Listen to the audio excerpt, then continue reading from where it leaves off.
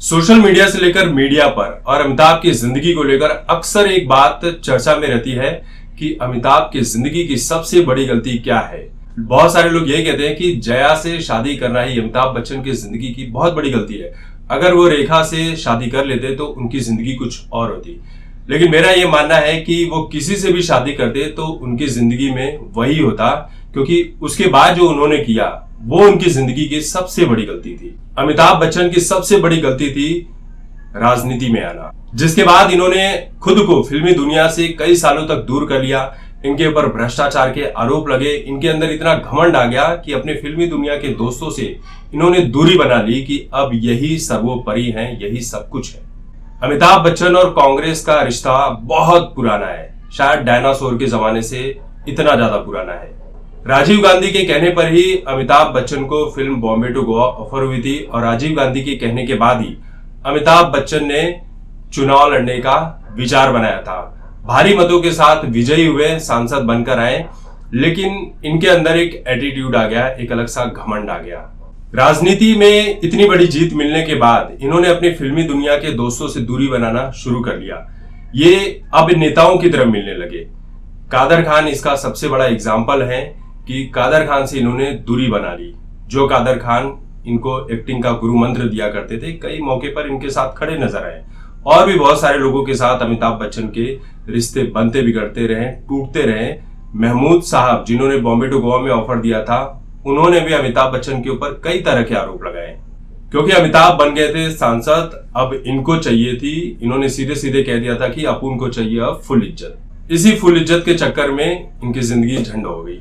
आगे चलकर सिर्फ 3 साल में ही इनका राजनीति से मोह भंग हो गया। इसलिए हो गया क्योंकि इनके ऊपर बोफोर्स की दलाली का बहुत बड़ा आरोप लग गया। फिर उसके बाद 1984 में क्या हुआ था, इंदिरा गांधी की हत्या हो गई थी और इंदिरा गांधी की लाश के पास खड़े होकर बाकी कांग्रेसी नेताओं के साथ अमिताभ बच्चन भी यही नारा लगा रहे थे कि खून का बदला खून से लेंगे।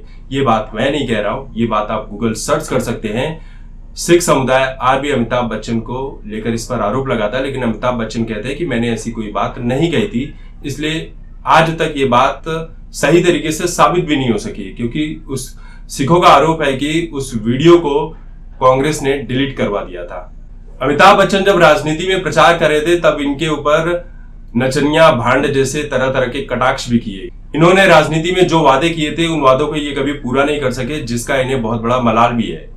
राजनीति छोड़कर जब ये फिल्मी दुनिया में आए तो ढंग से सेट नहीं हो पा रहे थे, और सेट नहीं हो पाए तो तरह तरह की चीजों में इन्वेस्ट करने लगे और इतना गलत डिसीजन लेने लगे कि अंत में जाकर ये पूरी तरह से बर्बाद हो गए। इनका रोम रोम खून कर्जे तले दब गया था। ये उससे निकल ही नहीं पा रहे थे। प्रॉपर्टी नीलाम होने वाली थी, घर की गाड़ियां तक बेचने की नौबत आ गई थी, इनके पास खाने तक के पैसे नहीं रहे थे, इस तरह की नौबत आ गई थी।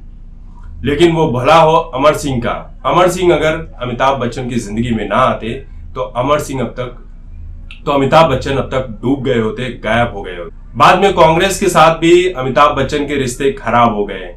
कांग्रेस के राजीव गांधी ने भी ये कह दिया कि यह आदमी सांप है, इसके ऊपर भरोसा कभी नहीं करना। और देखिए ये बात कितनी सच हुई कि अमर सिंह ने भी वही बात कही कि अमिताभ भरोसे लायक नहीं है, मतलबी हैं। और अमिताभ के ऊपर जितने भी एहसान अमर सिंह ने किए थे उन सभी एहसानों को अमिताभ बच्चन ने भुला दिया।